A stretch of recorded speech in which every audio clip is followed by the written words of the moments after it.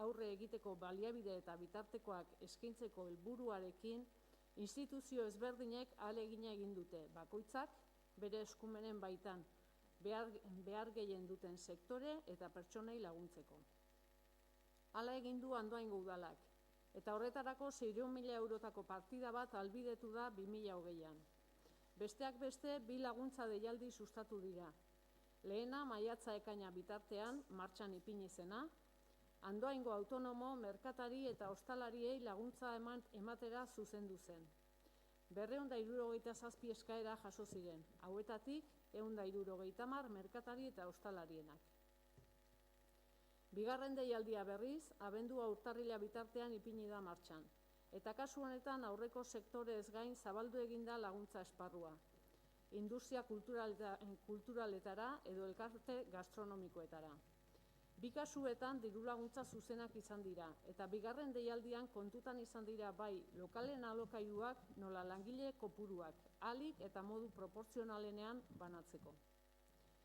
Diru laguntza zuzenez gain, ogasun eta diru bilketari eragiten dioten salbuespen erabakiak onartu dira, aplazamenduak eta errestasunak eskainiz, udal tasa eta zergak ezberdinetan. Azkenik, tokiko kontsumoa sustatzeko 2 bono kanpaina abiatu dira, bata udara atarian eta bestea udazkenean. Honen bestez, erabat ulertzen eta elkarbanatzen dugu tokiko ostalaritzaren ardura eta kezka, eta honakoa adierazten dugu. Andoaingo udalak konpromezua berresten du COVID-19aren aurrean tokiko eragile sozioekonomikoak babesten jarraitzeko eta horretarako beharrezkoak diren baliabide eta neurriak bideratzeko.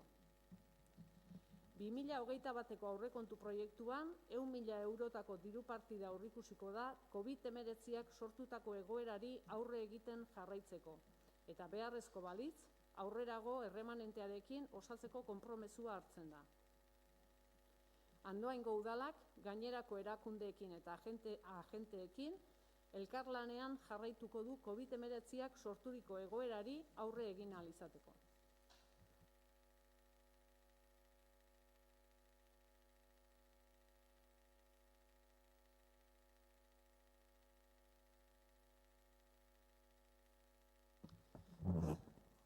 Bai, atxaldeon.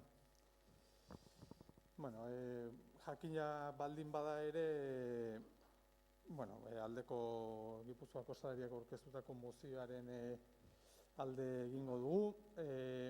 Egia da, hasi behar nuela hitzartzea beraiekiko animo hitzekin eta babes hitzekin, baina azken orduetan eta pixka bat gaia hitz egiteko beraiekin egindako solasaldietan konturatu gara justu une honetan gutxiena behar dutena babes hitzak eta animo hitzak direla. Batez ere, eragile politikoen aldetik. Ez uste dute bere mozioa irakurrita eta berekin hitz egin da uste dute denok ulertzen dugula hau SOS badela. Drama bat da herri honetan bizitzen ari garena. Herri honetan esaten dudanean Andoainen eta Euskal Herrian ari naiz noski. Uste dut ez deno dakigu hemen gauden inork ez dugula horrelako egoera bat bizi, horrelako pandemia bat, hori lehen aurrekontuetan ere horrela aitortu dugu, denankaz gora jarri du, baina uste du lehenengo aldia dela nire bizitzan eta historian sektore ekonomiko bati lan egitea debekatzen zaiola eta guztiz botata uzten zaiona. Eta uste dut hori dela eztabaidaren funtsa eta guk eskatu behar gaituena. Esan nahi dute denok ulertzen dugu hemen gaudenak ez garela epidemiologoak, ez garela virologoak, ez dakigula gauzoietaz, hemen gaudenok ez gara oro jakileak, ez gara Jonan Fernandez, esan nahi dut hemen gaudena garela herritar xumeak eta ez dakigu ezin den soluzioa. Baina badakiguna da sektore ekonomiko bat ezin dela hiltzera kondenatu. Eta ezin dela milaka familia babesten ditune edo elikatzen ditune sektore ekonomiko bat horrela tratatu momentu honetan. Esan dute kriminalizazio bat badagoela, hori hasteko, bai beraien jardunean nolabait ere ematen dira kutsatzeak eta ez beste sektore ekonomikoetan, ez beste lanpostuetan, deno dakigunean Gabonetan gobernuek horrela baimendu dutelako jendea etxeetan kutsatzen dela, baina tabernak ixten dira. Orduan uste dut egoera dala nahiko gogorra. Eta guk ez dugu ukatzen egoera epidemiologiko batean tabernak itxi behar ez direnik. Ez dugu hori esaten inondik inora. Esaten duguna da lan egitea debekatzen zaionari eskutik heldu behar zaiola eta lagundu egin behar zaiola. Eta hori ez da gertatu. Eta martxoaren 14an Espainiar gobernuak lehenbizi itxiera dekretatu zenetik eta ondoren Eusko Jaurlaritzak tartean horrelako dekretuak egin dituenean ez direla neurriko laguntzak eman. Eta orduan beraiek plantatzen dutena da SOS bat. Esaten dutena da beharrezko baldin bada itxiko dugu, baina mesedez lagundu gaitzazue eta ez gaitzazue utzi hiltzen. Orduan, nik uste nuen nolabait ere bagenuela guztiok halako adostasun bat gaiaren inguruan, baina gaur ordubik eta hogeian ikusi dugunean zuen mozio alternatiboa egia da, nahiko harrituta gelditu garela. Zan azkenean, beraiek egiten dute interpelazio bat, eta esaten diotean duen udalari, mesedez laguntzen didazu gai honetan beste erakundeetara jutzen ea erreskate bat egiten diguten, eta zuek erantzuten diozue, esanez zer egin dezuten. Eta modu kolokial batean erantzungo genuke. Eta nor galdetu dizuete zuek zer egin dezuten? Norbait galdetu dizue zuei zer egin dezuten esparru horretan? Zuei jendeak momentu honetan eskatu dizuetena da lagundu gaitzazue beste erakundetara jotzen eskatzeko gure oinarrizko soldata bat eman diezaguten. Eta zuek erantzuten dizute esan ez hau egin dugu, lehenengo deialdia, bigarren deialdia, eta esaten dugu, baina hau ez du inorrek galdetu. Orduan, sartu gintezken gainera, zanbereak esaten dute, leku batzutan kendu dizkigute tasak, ez dakit zer, hemen ez, hori hemen guk egin ditugu, ez dakit 2 aldiz proposatu dugu, lehenbizi 2008ko tasetan egin dezagun zerbait. Zer ez, 2021koak egin dezagun zerbait perspektiban, egoera ez da hobetuko, edo ez dakik hobetuko da, egin dezagun zerbait, ez da ere.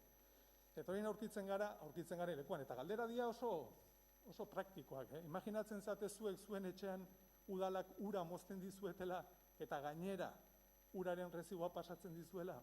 Hori da hemen gertatzen ari dana. Edo norbaitek botatzen zaitula zure etxetik eta gainera ibia kobratzen dizutela. Gauz horiek gaur-gaurkoz gertatzen ari dira.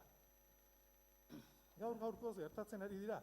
Eta guk esaten dugu, zer egin dute ostalari hauek hain gaizki tratatuak izateko? Horretarako erantzunak baditugu, gure aurpegia zuritzeaz gain eta hemen aurkezten den mozio hau aurkeztaz gain, norbaitek badauka horren erantzuna? Zan guk ez daukago. Orduan, uste dut, mozio hau onartu behar dela, ez dakit nik herri honek badauka muskulo finantzierorik beraiek eskatzen duten guzti hori erantzun ahal izateko, martxotikan, salario minimoa langile guztientzat, baina aztertu behar da. Eta ezin dena erantzuna izan da, ez hori ez da gure problema. Eta guk egin dugu alduguna. Deno dakigu udalek ezin dutela sektore ekonomiko hori sostengatu, hori deno dakigu, eta hori ere beraiek badakite. Udalak batzuk iritsi dira 1.000 eurotara, beste batzuk 800, beste batzuk 1.200, hori denok ulergarria, hori denok ulertzen dugu. Baina norbaitek heldu beharko dio egoera honi sektore hori bizirik mantendu nahi baldin bada. Eta bukatzeko, hau beste sektore ekonomikorekin ez genuke onartuko, esan nahi dut hau beste sektore ekonomiko bati gertatzen zaio, de hecho, bankari gertatu zitzaion eta erreskatatu zitzaion, beste sektore ekonomiko bati gertatzen zaio, ez zaio egiten, eta gure galdera berriro da, zergatik horrelako jarrera sektore ekonomiko honekin. Orduan, guk babestuko dugu, aurkeztuko duguna, noski, aurkeztutako ez da mozio alternatiboa, aurkeztutako beste dokumentu honen kontra bozkatuko dugu, eta eskatzen duguna da, mesedez, jarri gaitezela guztion norabide berean, eta egoera dramatiko hau behar bezala laguntzeko bitartekoak eskatzea.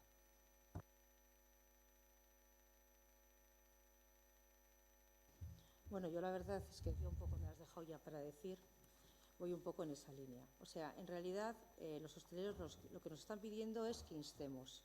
No nos están pidiendo nada material a nosotros. O sea, que instemos por ellos a otras instancias donde realmente puedan hacer algo. Lo de la moción, bueno, yo no la había leído hasta hace un rato cuando hemos entrado y para mí es, como vulgarmente se dice, ¿a dónde vas? Manzanas traigo. No tiene nada que ver. O sea, ellos están pidiendo una instancia y aquí se está diciendo lo que se ha hecho y lo que se puede hacer con la dotación que se pone, que está muy bien, por otro lado, o sea, y no es que yo vea falta de voluntad, o sea, porque es que lo que yo pienso es que desde el ayuntamiento, pues a lo mejor no se pueden cubrir todas las necesidades.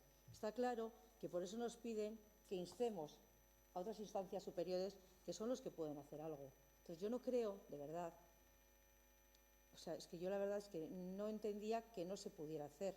O sea, porque es que es lo que dice John, se les ha cerrado los negocios. O sea, es muy fácil empatizar desde un sillón y cobrando todos los meses con gente que le ha pasado esto, pero es que están familias enteras que es que no saben lo que van a hacer, porque no sabemos esto para cuánto tiempo es. O sea, se está alargando en el tiempo. Al principio hay gente que tenía unos ahorros y que también se los han comido. Entonces, yo quiero decir que no me parece, o sea, que esto, con un poco de voluntad de todos, que no pueda salir adelante una instancia a otra superior de ayudar a esta gente del pueblo, estos negocios del pueblo. O sea, yo no lo puedo entender. Y luego, por otro lado, lo que ha dicho John, aunque creo que aquí no estamos, la gente a lo mejor que en un momento dado lo podíamos hacer, o si no lo sé, es verdad que es porque es este colectivo, que si es un colectivo superior, como has dicho tú, como la banca o lo que sea, por Dios, no hay que dejarla caer, que parece que se acaba el mundo. Y sin embargo aquí, familias obreras, normales, trabajadores y trabajadoras, y tampoco, o sea, ellos los pobres están manifestando, están haciendo lo que están pudiendo y nosotros, claro, modestamente desde el ayuntamiento se les ha ayudado, por supuesto, en lo que se ha podido, pero es que el ayuntamiento llega a un momento que a lo mejor no puede hacer más, pero te están pidiendo o sea, insta por favor a esas instituciones, ¿no? Yo no sé qué problema puede haber en instar a las instituciones a que a lo mejor pues tomen otras medidas, pues yo no sé a lo mejor qué tipo de ingreso mínimo vital o RGI puede tener este tipo de gente, que es una ayuda puntual en un momento determinado que lo están pasando mal. Todos estamos diciendo, es que la pandemia, es que la pandemia, es que tenemos que ser solidarios, empatizar unos con otros, pero luego resulta que piden ayuda y se mira para otro lado. O sea, yo de verdad, ¿me podéis explicar el problema que tenéis con instar a las instituciones a que les ayuden? Porque yo no lo entiendo.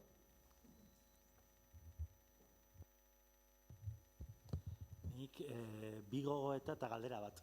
Aber nola esateten.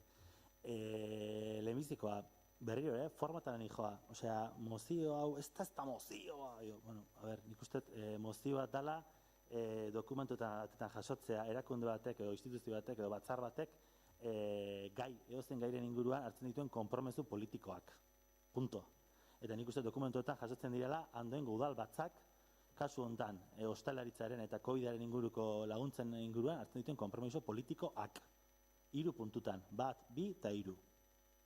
Ez bazaizkizu gustatzen, oso ondo, baina berri hori izea gutxi ezten ezberdinaren dibertsitate hori, alegia, nik nire ondokoak ez bari badu ni bezala pentsatzen, kaka bat da, berak pentsatzen duna, jo, errespetu bat. Nik errespetatzen ditut guztion iritziak, baina niri mintzen hau, benetan, gutxiestea besteon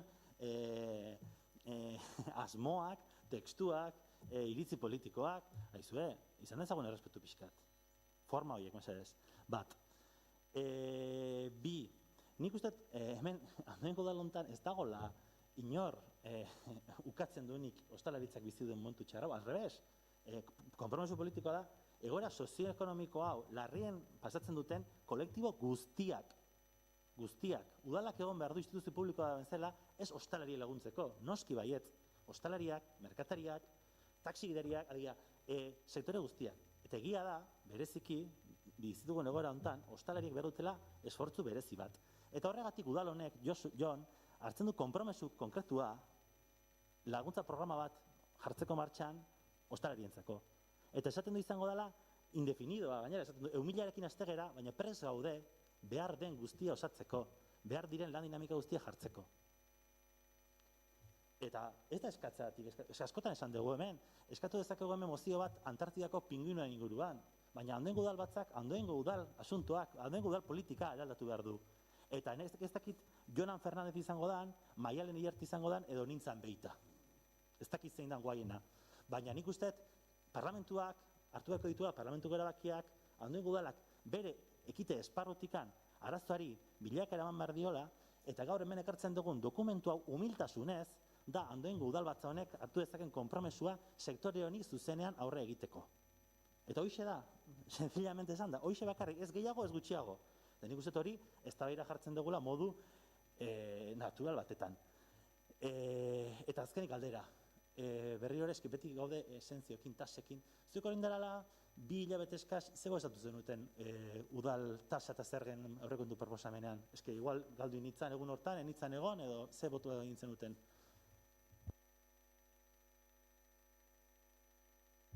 Aldeko bozka, aurkakoa? Udal honek tasa eta zerga batzuk ditu.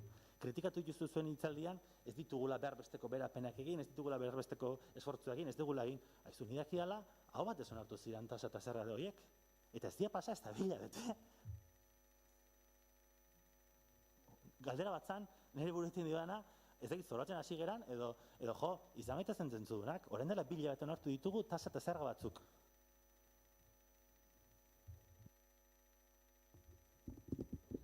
Bueno, nosotros por añadir un poco desde el Partido Socialista, decir varias cosas. Primera, que quede muy clara, nosotros somos el Ayuntamiento de Andoain y tenemos que tomar las decisiones que sobre todo afecten al Ayuntamiento de Andoain y como Ayuntamiento de Andoain. En este salón de plenos muchas veces se ha dicho que se instaba a otras instituciones y no se tomaban decisiones que había que hacer en Andoain. Pues precisamente lo que hemos querido recoger es lo que estamos haciendo, lo que es competencia nuestra, incluso sin ser competencia algunas de las ayudas que se han hecho, las que hemos podido llevar a cabo. Y desde luego las que sí son competencia nuestra, que son como tasas, impuestos, hemos intentado de llevar a cabo y de tratar de ponerlas en marcha. Lo que no vamos a admitir es que se diga que el Ayuntamiento no ha estado con estos sectores, como el señor Zuleta ha citado antes. Es que las instituciones no han estado. No, las instituciones no. Hay que decir, el Ayuntamiento de Andoain sí ha estado. Yo del resto no voy a hablar. Porque nosotros somos, insisto, el Ayuntamiento de Andoain. Y nosotros estamos aquí para defender el Ayuntamiento de Andoain. Y somos representantes y lo que votamos es para el Ayuntamiento de Andoain. Y desde luego lo que no se puede decir es que las instituciones no están ayudando. El Ayuntamiento de Andoain está haciendo todo lo que puede. Y efectivamente le gustaría hacer más. Y si pudiéramos, trataríamos de hacer más. Y la intención es que en el 2021 sigamos ayudando y podamos hacer. Pero desde luego lo que no vamos a admitir es que se diga que las instituciones no están ayudando a la hostelería de Andoain. Porque entre otras cosas, y voy a parafrasear a al fundador del Partido Socialista, Pablo Iglesias, lo que queda claro es que nosotros estamos aquí en política para tomar decisiones con el boletín oficial. Porque es muy bonito y está muy bien decir frases bonitas y salir en la foto, pero luego las decisiones nosotros las tomamos votando. Y cuando luego uno vota en contra, no puede decir que quiere dar unas ayudas, porque entonces hay que votar a favor. Si se quiere dar las ayudas, hay que votar a favor. Si no, luego no vale decir, no, nosotros también queríamos, nosotros también apoyamos, nosotros también estamos, pues votemos a favor. Y cuando las cosas salen por unanimidad, el pueblo verá que todos estamos de acuerdo. Y ahora mismo la hostelería lo que necesita es ver que su ayuntamiento está con ellos. Y eso tenemos que tenerlo en cuenta una y otra vez. Y desde luego esta mañana hemos estado reunidos con ellos y es la explicación de por qué hemos presentado esta moción a las 2:20, porque desde las 12 hemos estado reunidos con ellos y les hemos dicho además que teníamos esta situación y que la moción les hemos explicado por qué íbamos a hacer esto así. Y los representantes que han estado aquí, pues bueno, lo han entendido, porque nosotros, insisto, somos el Ayuntamiento de Andoain y lo que es importante es que ellos vean que cada uno desde